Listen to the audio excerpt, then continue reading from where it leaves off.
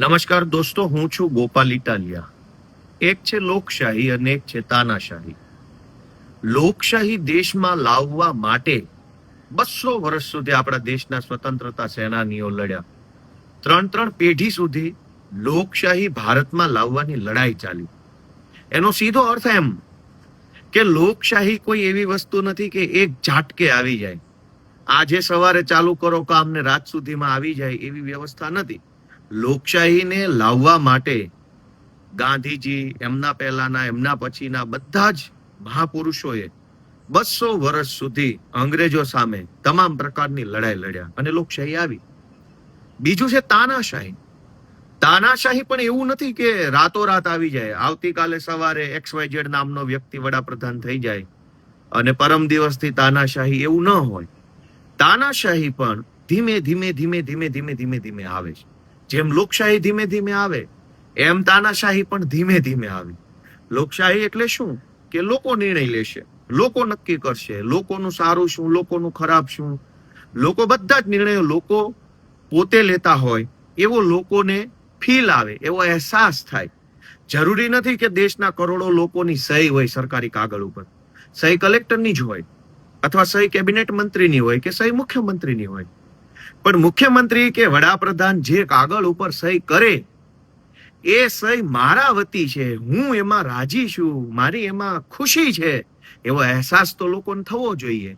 એટલે લોકોનું શાસન એટલે એમ કે સરકાર જેટલા પણ નિર્ણયો લે એમાં લોકોને પોતાની મરજી હોવાનો, પોતાની ઈચ્છા મુજબ સરકારે કર્યું હોવાનો અહેસાસ થવો જોઈએ.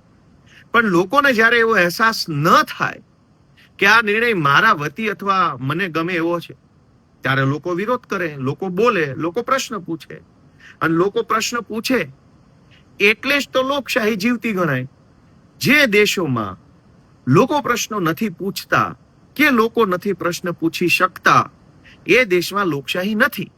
અને જે દેશોમાં લોકો ઈચ્છે ત્યારે પોતાની સરકારને ઈચ્છે એવો પ્રશ્ન પૂછી શકે એ દેશો લોકશાહી દેશો છે.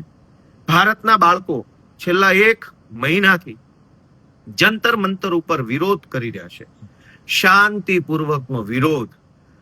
કોઈ ઉશ્કેરાટ ભર્યા ભાષણો નહીં, કોઈ ઉશ્કેરાટ ભર્યા સૂત્રો નહીં, કોઈ હિંસા નહીં. 1 મહિનાથી તદ્દન બિન રાજકીય રીતે ભારતના બાળકો સોનમ વાંગચુકજી અને અભિજીત દીપકેના નેતૃત્વમાં પોતાનો અવાજ સરકાર સુધી પહોંચાડવાની કોશિશ કરી રહ્યા છે.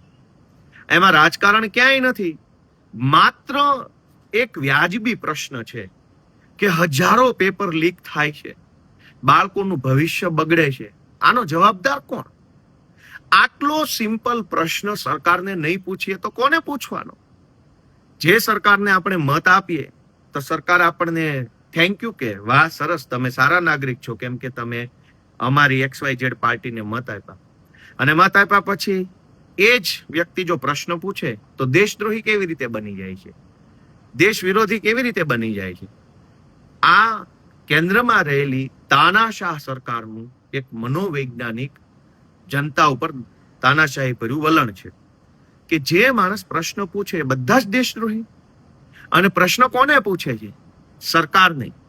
સરકાર તો અનેક આવી, અનેક ગઈ. તો એવું તો નથી કે દેશ જ સરકાર છે અને સરકાર જ દેશ છે. કેમ કે અહીંયા આપણે ત્યાં દુનિયાના દેશોની જેમ રાષ્ટ્રપતિ શાસન નથી. અહીંયા સરકાર છે જેને લોકો પસંદ કરે. 1 મહિનાથી નીટ, રીનીટ, અલગ અલગ અનેક પેપર લીક. માણસના જીવનમાં ડોક્ટર બનવું એ કેવડું મોટું સપનું હોય છે. અનેક વિદ્યાર્થીઓ 10માની બોર્ડની પરીક્ષા આપે ત્યારે ઉજાગરા કરે છે. અને માત્ર વિદ્યાર્થી નહીં, એના માતા પિતા, દાદા દાદી, કુટુંબના સગાવાલા પણ ઉજાગરા કરે, મહેનત કરે. એક વસ્તુની અંદર કાળજીપૂર્વક ધ્યાન રાખે. હું મારા કુટુંબના અનેક લોકોને જોઉં છું કે જેના બાળકો 10મામાં હોય ને ત્યારથી ઉજાગરા કરે. શું કામ? કે 10મામાં સારા ટકા આવે તો 12મામાં સાયન્સની અંદર સારી સ્કૂલોમાં, સારી જગ્યાએ મેડિકલ સાયન્સમાં એડમિશન મળે. હવે મેડિકલ સાયન્સમાં એડમિશન મળ્યા પછી 11મું 12મું 2 વર્ષ સુધી આખો પરિવાર ઉજાગરા કરે. શું કામ? કે જો સારા ટકા આવે તો નીટની અંદર સારા માર્ક્સ આવે તો આને કોઈ સારી મેડિકલ કોલેજની અંદર એડમિશન મળે ને આપણો છોકરો ડોક્ટર બને.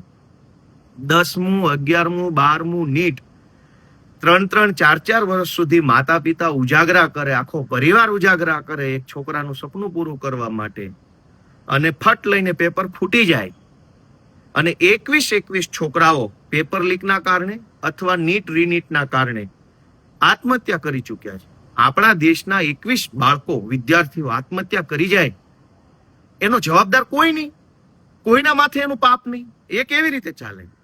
નીટની પરીક્ષા અને પેપર લીકની વિરુદ્ધમાં જંતર મંતર પર ઉપવાસ ઉપર બેઠેલા બાળકોએ જ્યારે સરકાર સુધી વાત પહોંચાડવા પાર્લામેન્ટ માર્ચ કરી, એ પણ શાંતિપૂર્વક હતી. એમાં કોઈના હાથમાં તલવાર, ધોકા, લાકડીઓ, તીર, ભાલા, બરછી કંઈ નહોતું.